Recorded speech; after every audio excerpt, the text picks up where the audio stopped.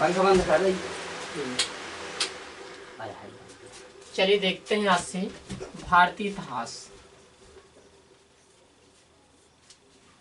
जैसे कि आप सभी लोग जानते हैं कि इतिहास क्या है।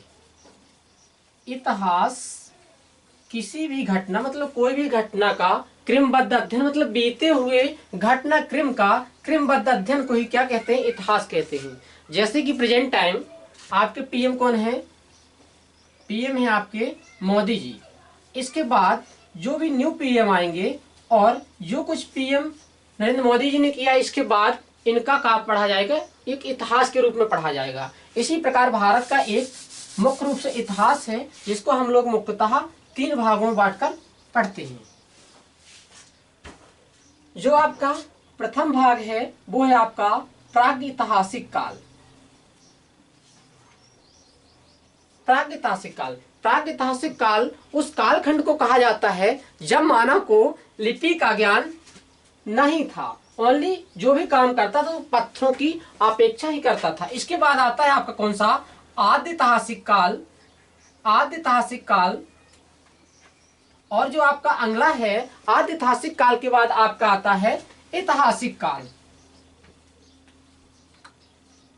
जो आपका आद्यैतिहासिक काल है, आद्यैतिहासिक काल उस कालखंड को कहा जाता है जब मानव को लिपि का ज्ञान तो था बट आधुनिक मानव द्वारा पढ़ा नहीं जा सकता है। उस कालखंड को आद्यैतिहासिक काल कहा जाता है। ऐतिहासिक काल में मानव को पूर्ण लिपि का ज्ञान था, मानव द्वारा लेखन कला से ही परिचित हो गया था और पढ़ने से भी यहाँ पर पूर्ण साक्षर हो चुका था। अब देखते हैं आपका जो कौन है प्रागैतिहासिक काल। प्रागैतिहासिक काल को 3 कालखंडों में डिवाइड करके पढ़ते हैं।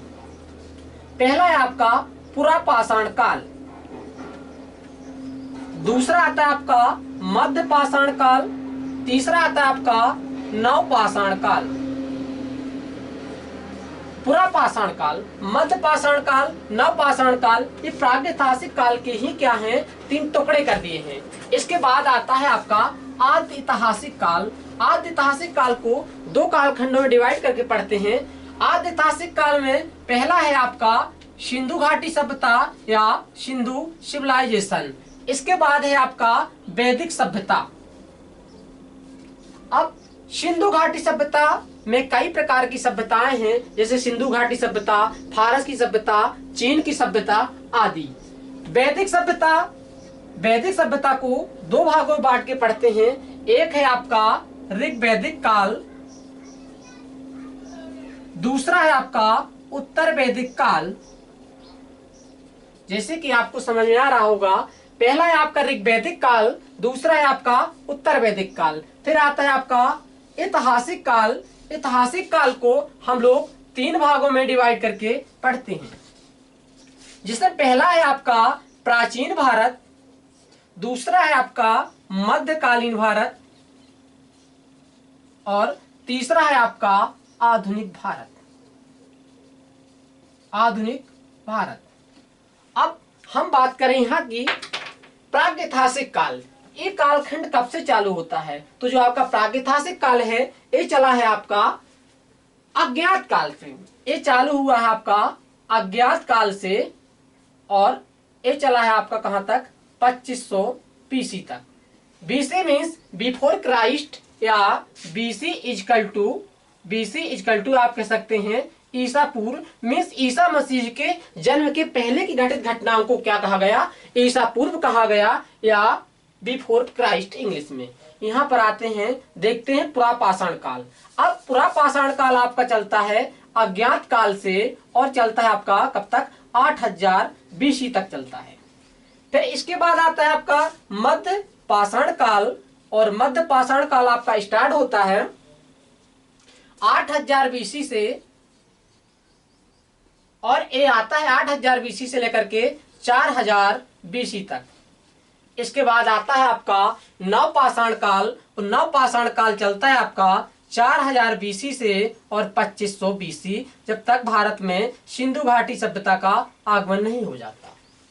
इसके बाद हम लोग आ जाते हैं आद्यैतिहासिक काल में। आद्यैतिहासिक काल ये चलता है आपका 2500 बीसी से लेकर के और ये जाता है आपका 600 बीसी तक।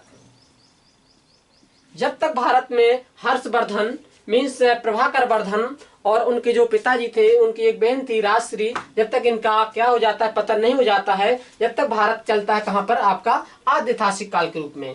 अब यहाँ पर एक क्वेश्चन ज्यादातर कंपटीशन में आता है, सिंधु घाटी सभ्यता का टाइम पीरियड क्या था। तो सिंधु घाटी सभ्यता का टाइम पीरियड था 2500 बीसी से लेकर के 1750 बीसी तक। कई किताबों में आपको अलग अलग मिलेगा, लेकिन जो ए है एक कार्बन विधि के अनुसार खोजा गया आपका टाइम है, जो कार्बन डेटिंग विधि कहलाती है, मतलब C14 कार्बन 14 के अकॉर्डिंग इस टाइम को क्या मिली है, मान्यता मिली हुई है। इसके बाद आता है आपका वैदिक काल, और आपका जो वैदिक काल है ये स्टार्ट हुआ है आपका कहां से, 1500 बीसी से लेकर के ये चला है आपका 600 बीसी तक। इसी में देखेंगे ऋग्वैदिक काल आपका चला है 1500 बीसी से लेकर के 1000 बीसी।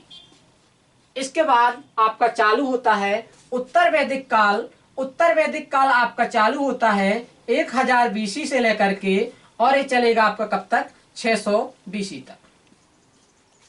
ठीक है ना, इतना आप लोगों को समझ में आ रहा होगा। आप कोई भी स्टेट एग्जाम, पीसीएस एग्जाम या किसी भी एग्जाम में बैठ सकते हैं। क्या है कि पहले किसी भी चीज का आपको कॉन्सेप्ट मालूम होना चाहिए कि हमको इसमें पढ़ना क्या क्या है। कहीं बीच से कोई भी टॉपिक उठा के पढ़ लेते तो हम लोग आपस में कंफ्यूज होने लगते हैं। ठीक है, इसके बाद आते हैं हम लोग आद्य ऐतिहासिक काल में। आद्य ऐतिहासिक काल को 3 भागों में बांटते हैं, ऐतिहासिक काल को 3 भागों में बांटते हैं। पहला है आपका प्राचीन भारत, यहाँ पर आ जाता है आपका मध्यकालीन भारत, और नेक्स्ट आता है आपका आधुनिक भारत। प्राचीन भारत आपका चालू होता है 600 बीसी से लेकर के, और ये आता है आपका कहां तक, 600 बीसी से लेकर के हम चलते हैं, इसमें पढ़ते हैं हम कहां तक, 600 बीसी से लेकर के, और यहाँ पर आता है आपका मध्यकालीन भारत। तो ये 600 बीसी से आपका चलता है, यहाँ तक आ जाता है, जब तक कि भारत में अरबों का आक्रमण चालू नहीं हो जाता। मीन्स ये चलेगा आपका 600 बीसी से लेकर के और 300 बीसी तक। फिर यहाँ पर आपका जो मध्यकालीन भारत स्टार्ट होता है, आपका मध्यकालीन यहाँ पर आपका आना चाहिए 647 ईसवी लिखिए, या यहाँ पर एडी लिखिए। एडी का मतलब होता है एंडो डोमिनी इंग्लिश में, या एडी मीन्स, देखिए यहाँ पर देख लीजिए, ये है आपकी एक नंबर लाइन। इस साइड की जो संख्याएं होती हैं वो माइनस में होती हैं, और इस साइड की जो संख्याएं होती हैं वो प्लस की होती हैं।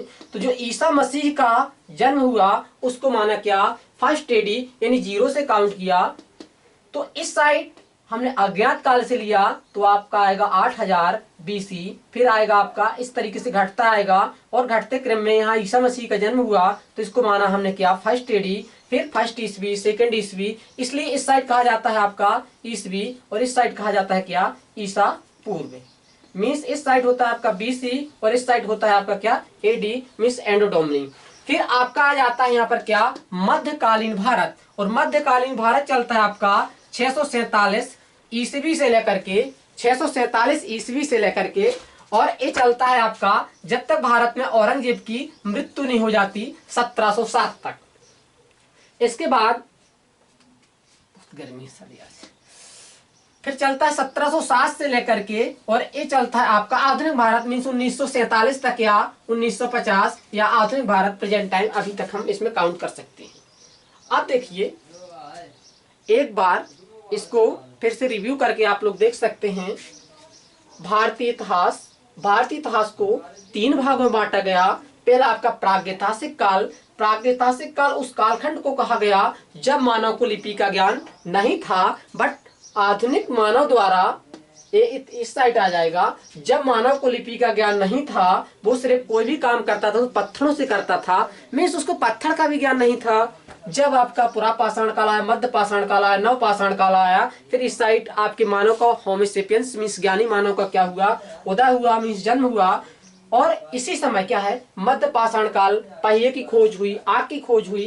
तो देखिए जो प्रागैतिहासिक काल है इससे ज्यादा क्वेश्चन नहीं उठते हैं। जो आपके क्वेश्चन उठते हैं यहाँ से उठते हैं सिंधु घाटी सभ्यता से। सिंधु घाटी सभ्यता में हड़प्पा सभ्यता है, ठीक है, राखी गढ़ी, जे यहाँ से ये पूछे जाएंगे, मृतकों का टीला वगैरह, यहाँ से क्वेश्चन बनेंगे आपके कि जैसे कि लाल मृदुभांड। मृदुभांड दो प्रकार के आपको हिस्ट्री में पढ़ने को मिलेंगे। एक है आपका धूसर मृदुभांड मीन्स ब्लैक मृदुभांड, और एक है आपका लाल मृदुभांड। ठीक है ना। तो यहाँ से क्वेश्चन बनते हैं कि लिपस्टिक के साक्ष्य कहाँ से मिले हैं, घोड़े की हड्डी के साक्ष्य कहाँ से मिले हैं, और काजल की डिबिया के साक्ष्य, हल के साक्ष्य। ठीक है ना। इस तरीके के क्वेश्चन सिंधु घाटी सभ्यता से खोज से संबंधित क्वेश्चन यहाँ से उठेंगे। इस प्रकार आता है आपका आगे चल के वैदिक काल। वैदिक काल में जब क्या हुई, वेदों की रचना हुई।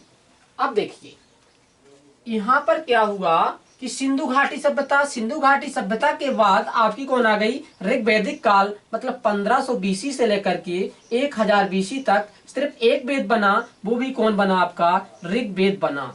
और ऋग्वेद का मतलब क्या होता है इसका जान लीजिए। मतलब ऋग, अगर इसका संधि विच्छेद किया जाए तो ऋग मीन्स होता है ऋचा, और ऋचा मीन्स होता है मंत्र। मतलब देवताओं की स्तुति मीन्स देवताओं को प्रसन्न करने के लिए जो मंत्र लिखे गए उनको क्या कहा गया, ऋग्वेद कहा गया। और इनका संलग्न किया है महर्षि कृष्णद्वैपायन या महर्षि वेद व्यास ने।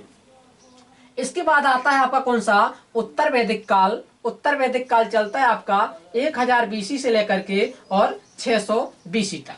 ये कब तक चलता है उत्तर वैदिक काल, 1000 से लेकर के और 600 बीसी मीन्स ईसा पूर्व तक। यहाँ पर आपके 3 वेद, संहिता और यहाँ पर ब्राह्मण ग्रंथ, आरण्यक, बहुत सारे जो ग्रंथ लिखे गए हैं वो यहाँ पर लिखे गए हैं। फिर आता है आपका कौन सा, ऐतिहासिक काल। ऐतिहासिक काल को 3 कालखंडों में डिवाइड किया जाता है। पहला आपका प्राचीन भारत, मध्यकालीन भारत और आधुनिक भारत। प्राचीन भारत, प्राचीन भारत में जैसे आपका कहाँ से पढ़ेंगे हम लोग, 600 जब से हर्षवर्धन की क्या होती है, भारत में मृत्यु होती है। और यहाँ पर क्या था कि आप जानते हैं हसीन मासुका सा मीन्स हर्यक वंश, हर्यक वंश की स्थापना। फिर इसके बाद आएगा आपका क्या, शिशुनाग वंश। शिशुनाग वंश के बाद आपका आएगा नंद वंश। नंद वंश के संस्थापक आपके थे महापद्मनंद। महापद्मनंद के बाद इसके जो उत्तराधिकारी हुए थे वो हुए थे घनानंद, जिसको मौर्य वंशीय चंद्रगुप्त मौर्य ने आचार्य चाणक्य की सहायता से मारा और मगध पर क्या किया, शासन किया।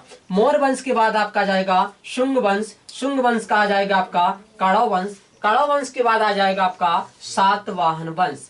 इस प्रकार से इसको पढ़ेंगे। इसके बाद आ जाएंगे हम लोग किसमें प्रवेश कर जाएंगे, मध्यकालीन भारत। और मध्यकालीन भारत आपका चालू होगा 647 से 1707 तक। इसके बाद संपूर्ण इतिहास हम पढ़ेंगे कहाँ पर, जब से भारत में औरंगजेब की मृत्यु हो जाती है 1707 से लेकर, जिसको उत्तर वैदिक काल उसके उत्तर मुगल काल के रूप में हम लोग इस आधुनिक काल को भी पढ़ते हैं। इसको किसमें पढ़ते हैं, क्योंकि जो मध्यकालीन भारत है, भारत में अरबों का सर्वप्रथम आक्रमण हुआ था 712 ईस्वी में, और मोहम्मद बिन कासिम ने भारत पर प्रथम आक्रमण किया था और ये सफल भी रहा।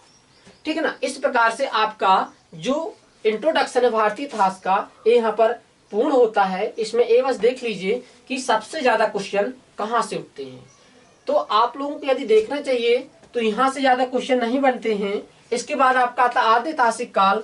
आद्य ऐतिहासिक काल में आप पढ़ लें अच्छे से सिंधु घाटी सभ्यता। इससे क्वेश्चन आते हैं, वो भी किससे, खोज से संबंधित, कि जैसे कि लाल मृदुभांड कहाँ से मिले हैं, काली चूड़ियां कहाँ से मिली हैं, घोड़े के साक्ष्य, सोने की बनी नृत्य की मूर्ति, ये आदि चीजें कहाँ से प्राप्त हुई हैं। फिर यहाँ पर आता है आपका ऋग्वैदिक काल। यहाँ पर हम सिर्फ अध्ययन करते हैं ऋग्वेद का। ऋग्वेद में ज्यादा क्वेश्चन नहीं बनते, 3 से 4 क्वेश्चन बनते हैं। वो भी जैसे पहला, ऋग्वेद की रचना किसने की थी, ऋग्वेद में किसकी स्तुति के संबंध में मंत्र लिखे गए हैं।